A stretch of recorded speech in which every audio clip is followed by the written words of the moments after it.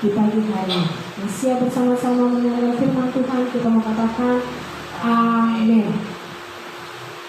Ya, silakan duduk Bapak Ibu Saudara. Coba berikan senyum dulu yang paling manis buat kiri kanannya. Katakan Tuhan Yesus memberkati. Ya, puji Tuhan Saudara, kita masih dengan tema yang sama di sepanjang bulan ini tentang terobosan. Saya ingin mengulang lagi tentang apa yang saya sampaikan di awal bulan. Untuk setiap kita boleh mengalami terobosan, maka kita harus melakukan 3 hal. Masih ingat 3 hal itu? Yang pertama, kita tidak boleh memandang masalah sebagai suatu hambatan. Yang kedua, kita harus jeli untuk melihat setiap peluang di dalam kehidupan kita. Dan yang ketiga, kita harus belajar untuk tetap fokus di hadapan Tuhan. Dan di hari ini Saudara, kita akan belajar lebih lagi tentang bagian yang pertama, tentang bagaimana kita bisa melihat setiap masalah bukan sebagai hambatan. Saudara tidak mudah untuk bisa melihat masalah bukan sebagai suatu hambatan. Karena bagi banyak orang masalah adalah sebuah hambatan. Tapi kita mau belajar di pagi hari ini bagaimana kita bisa melihat setiap masalah bukan sebagai hambatan. Dan tentu itu tergantung daripada cara pandang kita. Karena cara pandang kita akan sangat menentukan apa yang akan terjadi, sikap kita bagaimana, langkah kita bagaimana. Semua tergantung dengan cara pandang, saudara. Saudara, saya ingin mengawali. Lihat di depan ada sebuah kacamata. Kacamata itu menggambarkan tentang cara pandang kita. Kalau kacamata kita biru, maka yang kita lihat adalah warnanya biru. Kalau kita menggunakan kacamata yang gelap, maka yang kita lihat adalah gelap. Kalau kita menggunakan kacamata warna merah, maka semuanya kelihatan seperti merah. Saudara, saya ingin mengawali dengan sebuah statement daripada Thomas Alva Edison. Dia bilang begini, saudara, saya belum gagal. Saya baru saja menemukan 10.000 cara yang tidak akan berhasil. Sekali lagi bahwa ini tentang cara pandang. Dia bilang bahwa saya belum gagal. Padahal kalau dilihat, menurut manusia ada 10.000 banyak kegagalan yang dia alami. Tetapi bagi Thomas Alva Edison, dia berkata, saya baru saja menemukan 10 cara yang tidak akan berhasil. Bagi Thomas, kegagalan bukanlah sebuah akhir daripada segalanya. Bagi Thomas, ketika dia mungkin salah, bagi dia itu sebuah keberhasilan. Karena apa? Dia menemukan sebuah cara yang salah. Sekali lagi, ini berhubungan dengan cara pandang. Ketika cara pandang kita benar, maka semuanya akan menjadi benar. Saudara, saya begitu memahami apa yang dimaksud oleh Thomas Alva Edison. Saya ketika bermain basket, posisi saya adalah shooter. Karena saya pendek, makanya saya bagian shooter yang suka tembakan 3 point, saudara. Saya biasanya suka melatih tembakan saya. Ketika saya mencoba shoot, saudara, dan tidak tepat sasaran atau dia tidak masuk ke dalam ring, sebenarnya saya sedang menemukan sebuah cara bahwa ini cara yang salah. Kalau shootnya begini, maka dia tidak akan masuk. Maka saya harus mengganti lagi sudutnya bagaimana, posisi tangannya bagaimana, dan bagaimana kekuatannya, baru saya bisa mengerti. Jadi setiap kesalahan-kesalahan itu sebenarnya saya menemukan sebuah cara ini yang kurang tepat, harusnya begini. Sekali lagi, itu berhubungan dengan cara pandang. Sama seperti Thomas, 10.000 dia menemukan cara yang tidak akan berhasil. Saudara, perhatikan gambar di depan, dia berhubungan dengan cara pandang. Kira-kira gambar di depan, apa yang Bapak Ibu Saudara lihat dari gambar depan ini? Bisa bersuara Bapak Ibu Saudara? Kira-kira apa yang Bapak Ibu lihat dari gambar yang saya tampilkan di depan? Titik hitam. Puji Tuhan. Ada lagi yang berpendapat lain?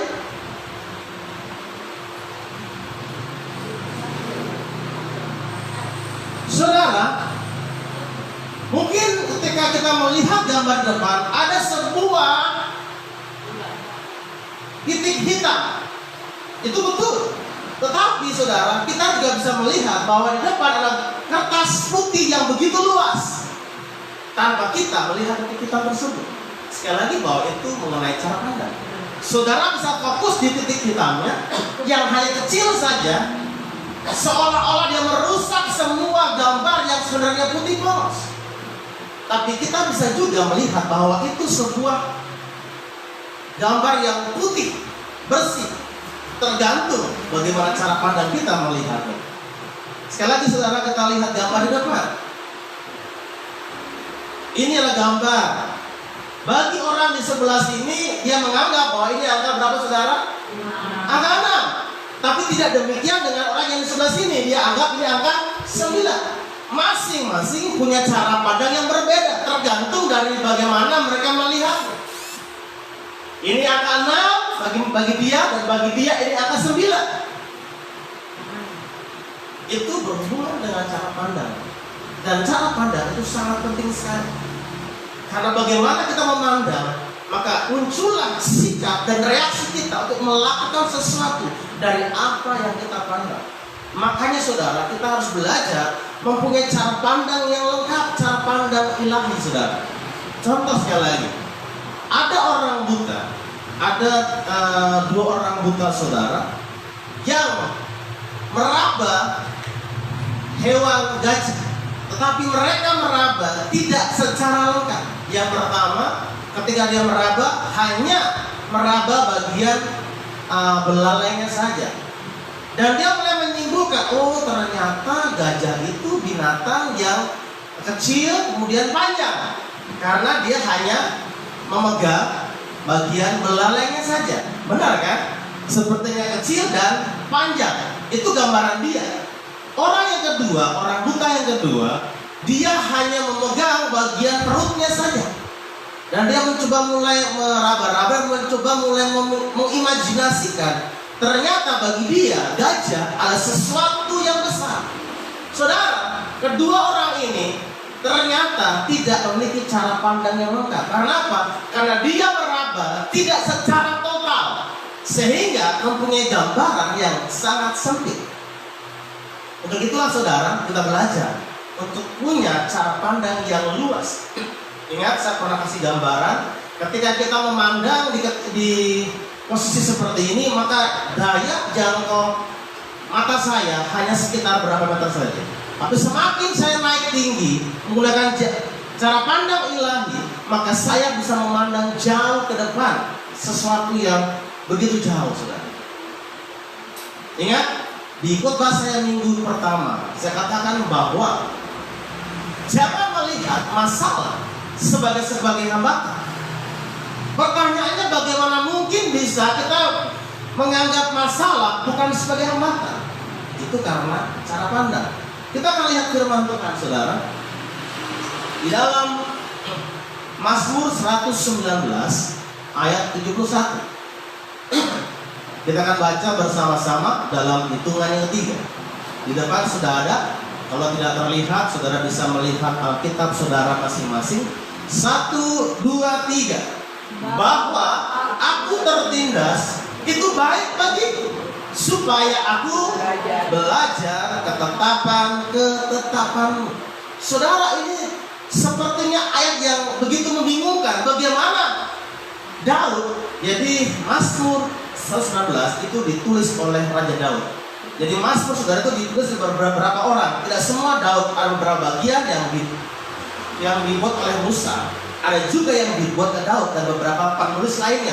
Khusus Mazmur 119 itu ditulis oleh Daud di dalam setiap pergumulannya, sampai dia mengatakan bahwa aku tertindas itu baik bagiku, supaya aku belajar ketetapan. Saudara, kalau bilang tertindas, Daud adalah orang yang sudah makan asam garam tentang tertindas. Saudara, ketika saya membaca dan memperhatikan beberapa terjemahan, kata tertindas itu sebenarnya mempunyai arti yang begitu luas. Dia bisa berarti himpitan, sesuatu yang menyakitkan, ditekan sampai ke bawah. Itu arti tertindas. Dan Daud mengalami itu semua. Contoh, ketika dia menjadi seorang anak, Dia mengalami bagaimana pengalaman yang begitu menyakitkan, pengalaman yang begitu memilukan, seperti dia tidak dianggap sebagai seorang anak. Ingat, ketika Samuel hendak mengurapi salah satu anak Isai menjadi raja, apakah bapaknya memperhitungkan Daud? Semua dipanggil anak-anaknya, hanya Daud yang masih di padang gurun untuk mengembalakan kambing domba. Kemudian ketika semua dimunculkan, Samuel bilang, bukan ini. Kemudian Samuel bertanya, masih adakah anakmu? Oh, masih ada. Sebenarnya itu menggambarkan bahwa Daud tidak dianggap dalam keluarga itu. Daud tidak diperhitungkan. Saudara, bagaimana saudara punya perasaan ketika saudara tidak diperhitungkan, khususnya oleh keluarga sendiri? Contoh, ketika kita lagi jalan-jalan dengan mama kita, bapak kita, sepertinya mama kita tidak mau mengakui kita di hadapan banyak orang bahwa kita adalah anaknya. Justru kita punya orang tuh bilang, kakakmu boleh, adikmu boleh. Itu bukan hal yang mengenakan, saudara. Dan Daud mengalami hal seperti itu. Dia tidak dianggap, tertindas di dalam keluarga sendiri. Ternyata saudara, pengalaman Daud tentang tertindas, menyakitkan, ditindis, dihimpit, direndahkan, saudara, tidak cukup sampai di situ. Ketika dia diurapi menjadi raja, dia sudah sah menjadi seorang raja. Tetapi permasalahannya dia belum duduk di atas tahta. Tetapi sebagai seorang raja, dia diperlakukan tidak lebih seperti penjahat. Kenapa? Karena dia dikejar-kejar oleh Saul. Bahkan tadi pagi saya baca renungan firman Tuhan, itu Saul, saudara, mengerahkan 3.000 pasukan terbaiknya untuk mengejar seorang Daud. Saudara, seorang anak kecil yang harusnya menjadi raja, tapi diperlakukan bukan seperti raja, malah seperti seorang penjahat. Dia harus pindah-pindah, bahkan dia harus bersembunyi di sebuah gua hanya untuk menghindar dari kejaran Raja Saul. Saudara, tapi bagaimana dengan setiap pengalaman-pengalaman yang begitu menyakitkan itu, dia bisa bilang bahwa tertindas itu baik bagi, supaya aku belajar ketetapan. Ini artinya sebuah cara pandang yang luar biasa, sampai Daud bisa mengatakan hal demikian. Ada 3 hal penting, saudara, tentang cara pandang Daud melihat setiap masalah, melihat setiap perlakuan yang tidak mengenakan. Yang pertama, kita katakan sama-sama poin yang pertama, 1, 2, 3. Hal yang baik. Perhatikan ayat ini, bahwa aku tertindas itu apa? Baik bagiku. Loh, saudara, kok bisa kena masalah dibilang baik? Kok bisa ditindis, ditekan dibilang baik? Kok bisa disakiti dibilang ini baik bagiku? Kok bisa sampai Daud mengeluarkan kata-kata itu, saudara? Ingat, ini baik karena apa? Karena sebuah kehormatan, sebuah kepercayaan bagi Daud. Tidak semua orang bisa mengalami, bisa menang dalam situasi tertindas. Dan Daud dipercayakan Tuhan untuk boleh mengalami sebuah tekanan yang besar yang tidak semua orang bisa mengalami. Jadi ketika saat-saat ini, saudara, engkau boleh mengalami sebuah tekanan mungkin di rumahmu, tekanan mungkin di pekerjaanmu, bilang itu baik bagi. Bilang ke saudara, kakak, masalah itu baik buat saya. Masalah itu baik, saudara. Jangan bilang, aduh, kenapa masalah. Daud bilang itu baik bagiku. Ini sebuah kehormatan loh. Tidak semua bisa mengerjakan itu. Sama lah kalau kita suruh orang kerjakan PR. Dari sekian banyak siswa mungkin 1 orang yang bisa, meskipun dengan nilai yang dengan beban yang lebih tinggi, dia bisa kerjakan karena dia mampu. Dan Tuhan tahu kau mampu mengerjakannya. Itu sebuah kehormatan. Dan kadang-kadang masalah sering dipakai Tuhan sebagai kendaraan untuk menuju berkat-berkat Tuhan yang luar biasa. Jadi masalah itu baik. Jadi kalau ada masalah bilang terima kasih Tuhan. Jangan bilang aduh. Kalau ada tekanan terima kasih Tuhan. Kalau kau mungkin ditekan oleh bosmu, bilang Tuhan terima kasih, itu baik bagimu. Ketika kau ditekan oleh keluargamu, bilang terima kasih Tuhan, itu baik bagimu. Kalau ditekan oleh mungkin mungkin rekan kerja, bilang Tuhan terima kasih, itu baik bagiku. Amin saudara.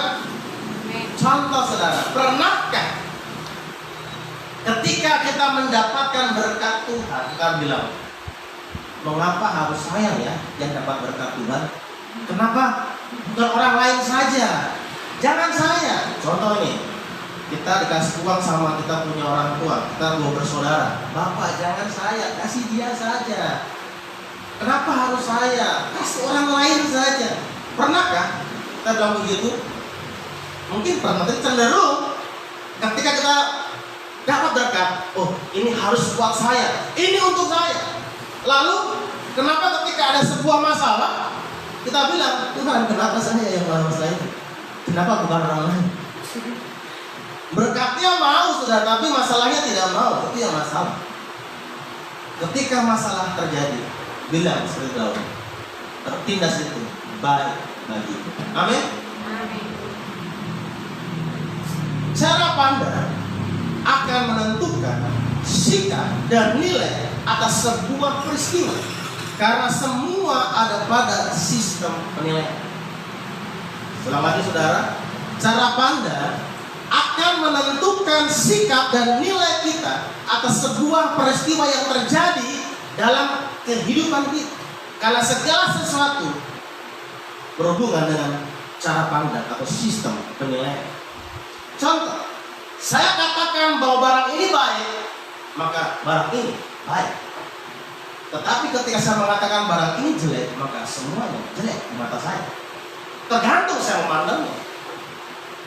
Ketika saya melihat pergi ke sebuah toko, saya lihat baju, bagi saya itu bagus, itu bagus bagi saya. Tergantung cara pandang saya. Tapi ketika saya melihat baju ini tidak bagus, maka baju itu tidak bagus. Sudah pernah beberapa tahun yang lalu harga gelombang cinta, tahu? Daun gelombang cinta itu harganya berapa saudara? Jutaan, bahkan sampai ada miliar, hanya daun gelombang cinta. Kenapa seperti itu? Karena orang menganggap memberikan sebuah nilai pada waktu itu gelombang cinta mahal. Sekarang berapa ya? Sekarang murah saudara. Tergantung bagaimana cara pandang kita, bagaimana sistem penilaian kita tentang sesuatu. Jadi kalau cara pandang kita baik tentang masalah, maka masalah akan jadi baik. Tetapi kalau kita pandang masalah sebagai sebuah penghambat, maka masalah akan menjadi penghambat dalam kehidupan kita. Saudara, saya ingin bercerita tentang sebuah tokoh, Fanny Crosby. Ketika dia dilahirkan saudara, ketika dia masih kecil, dia mengalami infeksi di bagian matanya. Kemudian dibawalah Fanny Crosby ke sebuah dokter. Tetapi ternyata dokter itu tidak cukup cakap untuk merawat Fanny Crosby yang masih bayi. Diberikanlah salep panas di bagian matanya. Memang benar, infeksinya sembuh. Tapi permasalahannya, matanya menjadi buta seumur hidup. Setelah itu beberapa bulan kemudian, ayah Fanny Crosby meninggal dunia. Dan ibunya masih berumur 21 tahun. Dan harus bekerja sebagai seorang pembantu, harus bekerja banting tulang. Dan Fanny Crosby lebih banyak diasuh oleh neneknya. Neneknya mulai mengajarkan dia tentang Alkitab. Dan akhirnya Fanny Crosby mulai bertumbuh jadi orang yang begitu kuat daya ingatnya, karena dia harus menghafal setiap ayat-ayat firman Tuhan. Dan yang begitu dahsyat saudara, pada waktu dia usia antara 6 sampai 8 tahun, dia menuliskan sebuah kata-kata yang begitu luar biasa. Dia bilang begini, aku seorang anak kecil dan aku begitu bahagia meskipun aku tidak melihat. Seorang anak kecil saudara bisa bilang seperti itu, meskipun dia buta, tapi dia bahagia meskipun dia tidak melihat. Bahkan dia bilang begini, saya begitu bahagia dan banyak orang yang tidak bisa merasakan kebahagiaan itu, tapi aku bisa merasakan. Itu seorang Fanny Crosby. Dan dia bilang saudara, tampaknya ini adalah suatu anugerah Tuhan bahwa aku harus buta seumur hidupku. Dan aku berterima kasih untuk hal ini. Jika kesempurnaan penglihatan duniawi ini ditawarkan kepadaku besok, aku tidak akan menerimanya. Aku mungkin tidak akan bisa menyanyikan himne untuk memuji Tuhan jika aku tertarik pada hal-hal yang indah yang menarik dalam hidup. Dan ditanya lagi, Fanny, kalau seandainya nanti kamu lahir kembali, kamu pilih menjadi buta atau bisa melihat?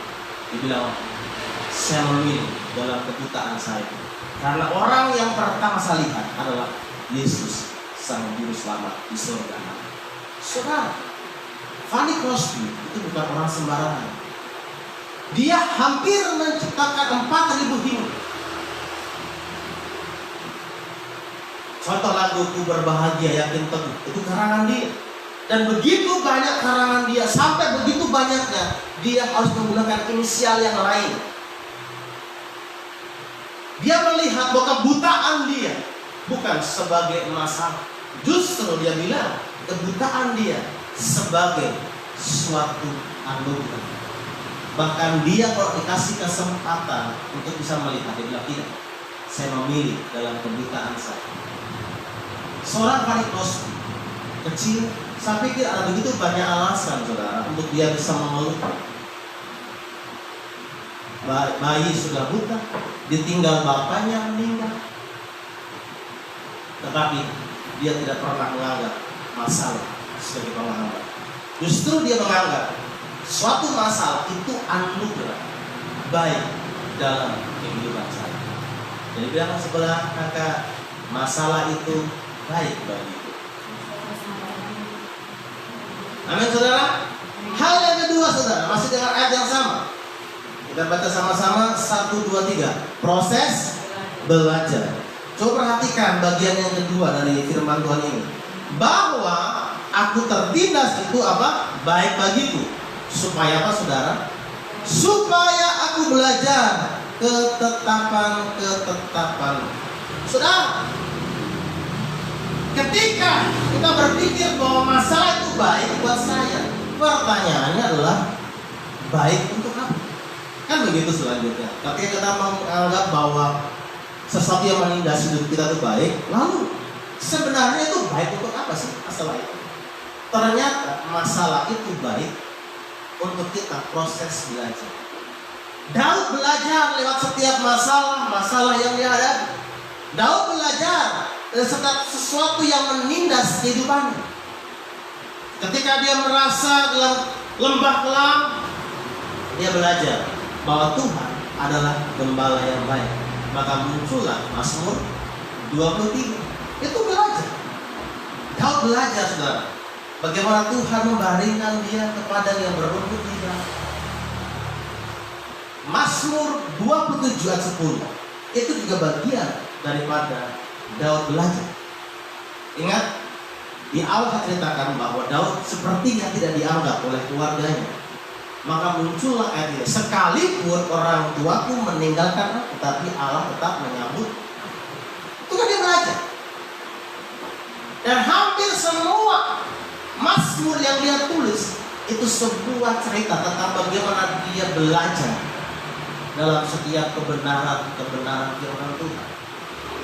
Masalah itu kita belajar untuk kita makin mengerti akan firman Tuhan. Tekanan itu belajar untuk kita semakin memahami rancangan Tuhan dalam kehidupan kita. Kadang-kadang kita berpikir bahwa ikut Tuhan kan selalu mulus-mulus. Oh gitu. Kita belajar Ternyata ketika kita menderita, Yesus pun juga menderita. Itu belajar. Ketika kita ikut Tuhan bukan berarti semuanya akan tercukupi. Terbalik. Paulus sebelum ikut Tuhan, woi mantap. Setelah ikut Tuhan, menderita. Artinya saudara, itu sebuah proses pembelajaran. Dari apapun yang terjadi dalam kehidupan kita, itu proses belajar. Saudara, perhatikan gambar depan. Itu gambar apa, saudara? Gambar Raja Wali.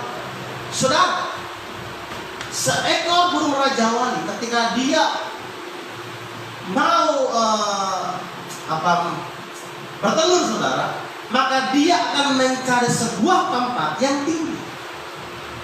Dia akan mencari pohon-pohon yang tinggi menjulang, atau mungkin juga bukit batu yang sangat-sangat tinggi. Tujuannya apa, saudara? Untuk menghindar dari serangan-serangan predator yang memungkinkan akan memakan telur daripada burung Raja Wali. Perhatikan ini. Ketika burung Raja Wali mau melatih anaknya terbang, apa yang dilakukan? Dia akan terbang tinggi, kemudian dia akan menghantam sarang, menggoncangkan sarang itu, sehingga anak-anaknya otomatis akan terjatuh. Ketika mereka terjatuh, saudara, maka disinilah peran daripada Raja Wali. Dia ketika burung itu mulai jatuh dan dia belum bisa mengembangkan sayapnya, ketika hampir menyentuh tanah, maka burung Raja Wali senior akan mengambil dia. Dia akan bawa tinggi lagi, saudara, dilepaskan lagi. Sepertinya ini mamanya kejam, ya, saudara. Masa suruh latihan terbang, kok seperti apa ya? Taruhan nyawa, saudara. Kalau kita pernah naik pesawat, pernah turbulensi, seperti dia ada goncangan itu, saudara. Itu macam senam jantung juga, saudara. Itu ada turbulensi, saudara. Bayangkan ini anak burung Raja Wali dibawa terbang tinggi, kemudian langsung dijatuhkan, sampai mau ke bawah, belum bisa terbang, diambil lagi. Itu mungkin kok saya sudah senam jantung, saudara.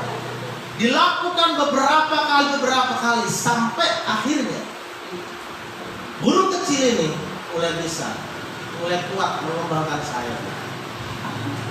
Pertanyaannya, ketika dia sudah bisa terbang, dia kembali ke sarangnya atau tidak? Dia tidak kembali ke sarang. Justru dia menikmati badai. Artinya apa? Masalah tadi justru sebagai proses dia belajar untuk terbang. Badai itu proses untuk dia bisa mengendalikan bagaimana sayapnya itu, saudara. Itu proses belajar yang harus dihadapi oleh seekor anak burung raja. Tidak mengenakan, senam jantung. Dan kadang-kadang, saudara, kita juga harus seperti itu. Kadang-kadang Tuhan membawa kita mengalami sebuah masalah yang seperti itu senam jantung, saudara. Tapi sekali lagi, bahwa itu proses kita belajar. Belajar apa?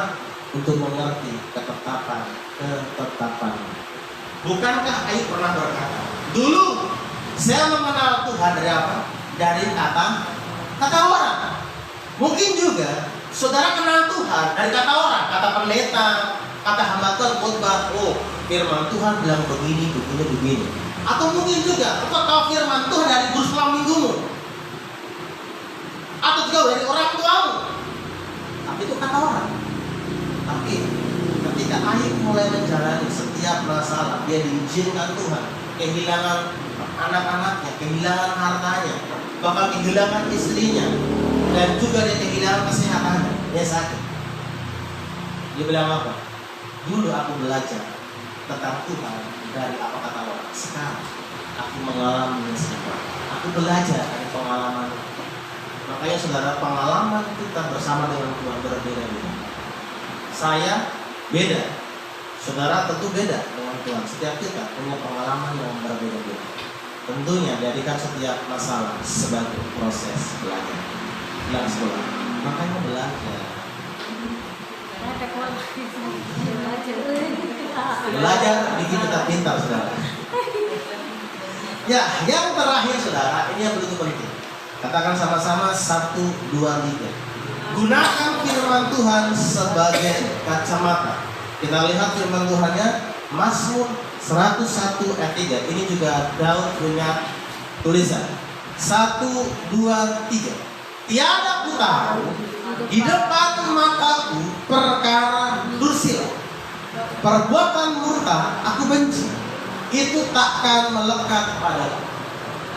Saudara, nanti saudara pulang, saudara baca Mazmur 119, itu Mazmur yang paling panjang, ada 176 ayat. Daud menuliskan Mazmur ini. Dan kalau kita melihat Mazmur ini, hampir semua menceritakan bagaimana pemazmur atau Daud tidak bisa hidup tanpa firman. Bagaimana Daud begitu bergantung dengan firman. Makanya dia tulis di Mazmur 101:3, tiada ku tahu di depan mata. Kenapa saudara? Karena cara pandang itu sangat menentukan sekali. Sesuatu yang kita taruh di depan itu akan menentukan apa yang akan kita pikirkan. Karena apa saudara? Karena cara pandang kita akan tergantung dari apa yang kita taruh di hadapan mata kita. Coba kita baca sama-sama. 1, 2, 3. Cara pandang kita tergantung dari apa yang kita taruh di hadapan mata kita. Coba kita ganti kata kita dengan nama kita sendiri masing-masing. 1, 2, 3. Cara pandang saya tergantung dari apa yang saya taruh di hadapan mata yang saya. Saudara, Daud dia menggunakan cara pandang firman Tuhan. Ingat, dia tidak menaruh sesuatu yang apa tadi bilang?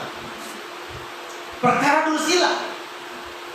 Itu tidak ada di depan mata dia. Hal-hal yang jelek-jelek itu dijauhkan dari hadapan dia. Dan dia menaruh kacamata firman itu di hadapan dia. Makanya dia bisa melihat segala masalah dengan cara pandang ilahi. Dia bilang, masalah ini tertindas itu baik bagiku, supaya aku belajar ketetapan. Karena apa? Karena dia menaruh cara pandang firman Tuhan. Kalau kita menaruh di depan mata kita ada pengalaman kita, maka kita akan memandang semua dengan pengalaman kita, bukan dengan firman Tuhan. Kalau kita menaruh di depan mata kita adalah cara pandang dunia, konsep dunia, pola pikir dunia, maka ketika ada masalah kita akan menggunakan cara pandang dunia. Saudara, setiap kita dibesarkan dengan sebuah cara didik yang berbeda-beda, pola asuh yang berbeda-beda. Dan setiap pola asuh biasanya memberikan sebuah nilai-nilai, memberikan sebuah ajaran-ajaran yang akhirnya nilai-nilai itu akan menjadi pegangan kita dalam kehidupan kita. Ketika ada masalah, kita akan melihat, belajar dari pengalaman orang tua kita, bagaimana mereka menghadapi masalah. Dan secara tidak langsung, ketika kita menggunakan pengalaman orang tua, pola asuh mereka pada kita, maka kita akan menghadapi masalah. Tidak jauh berbeda bagaimana orang tua kita menghadapi masalah. Karena apa? Karena cara pandang kita adalah pola asuh. Makanya saudara, kita harus menggunakan pola firman Tuhan, menggunakan kacamata firman agar apa? Ketika ada masalah, kita tahu bagaimana firman Tuhan menjawab setiap masalah itu. Ketika kita punya situasi mungkin lagi terjepit, kita tahu bagaimana firman Tuhan menghadapi situasi yang sulit. Ingat, mari kita belajar tentang terobosan. Kita percaya meskipun masalah itu ada, di dalam Tuhan ada sebuah terobosan. Amin. Karena apa? Karena kita menggunakan cara pandang firman. Saya tidak tahu dengan kehidupan kita saat ini apa yang kita gunakan sebagai cara pandang kita. Pengalaman kita, atau mungkin akademis kita, kepintaran kita, atau mungkin juga pengalaman kita, atau mungkin juga pola asuh yang diajarkan oleh orang kita. Tapi biarlah di hari ini kita menggunakan kacamata firman dalam kehidupan kita. Amin. Bilang pakai kacamata firman saja.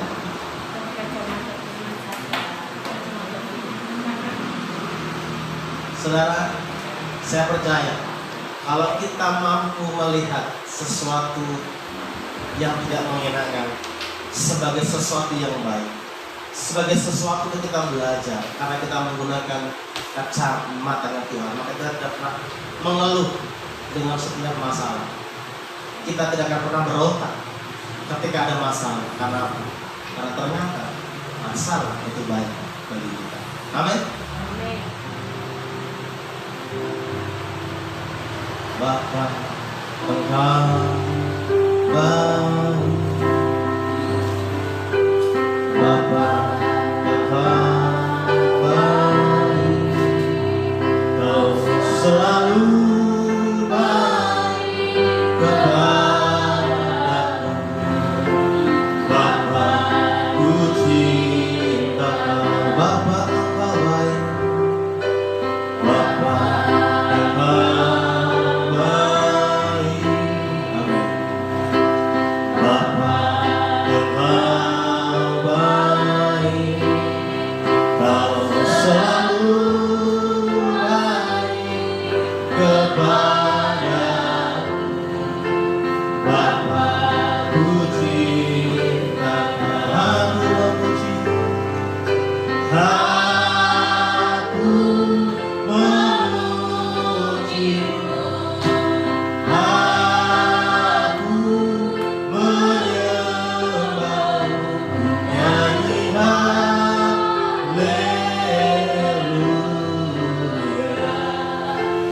Bapa, aku memuji-Mu. Aku memuji-Mu. Aku menyembah-Mu, nyanyi haleluya. Bapa, ku cinta Kau. Pemazmur Daud, sebenarnya ada begitu banyak alasan untuk dia bisa berontak, dia bisa marah dengan setiap masalah, setiap situasi yang menindis kehidupan dia. Tapi dia berkata, tertindas itu baik bagi, supaya aku belajar ketetapan. Mungkin saat ini engkau di kantor, sepertinya engkau diperas tenagamu.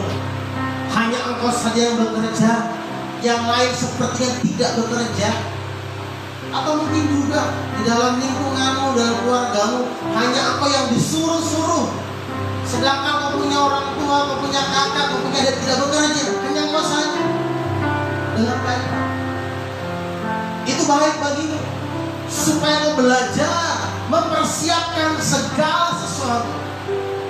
Karena engkau sudah terlatih dengan begitu banyak pekerjaan yang sedang kau kerjakan. Engkau terlatih dengan setiap tekanan demi tekanan yang kau hadapi saat ini, yang orang lain tidak mengalami. Itu baik bagimu, engkau belajar. Dan engkau sudah menjadi pribadi yang tahan banting, seperti Daud, dan menganggap bahwa masalah itu justru sebagai anugerah Tuhan, sebagai cara Tuhan untuk memberkati kita. Dan biarlah di pagi hari ini kita menggunakan cara pandang firman Tuhan. Taruhlah firman Tuhan itu di depan mata kita. Ketika kau bangun pagi hari, taruhlah firman Tuhan di hadapan matamu, supaya itu menjadi konsep bagaimana kita memandang segala sesuatu dalam kehidupan kita. Terima kasih Tuhan Yesus buat pagi menjelang siang hari ini. Kami belajar untuk kami boleh mengalami terobosan dalam kehidupan kami. Maka kami harus memiliki cara pandang ilahi. Terima kasih Tuhan Yesus, hamba sudah selesai berbicara. Tetapi hamba percaya bahwa Engkau yang akan terus berbicara buat kami. Di dalam nama Yesus kami berdoa. Amin. Tuhan berkati.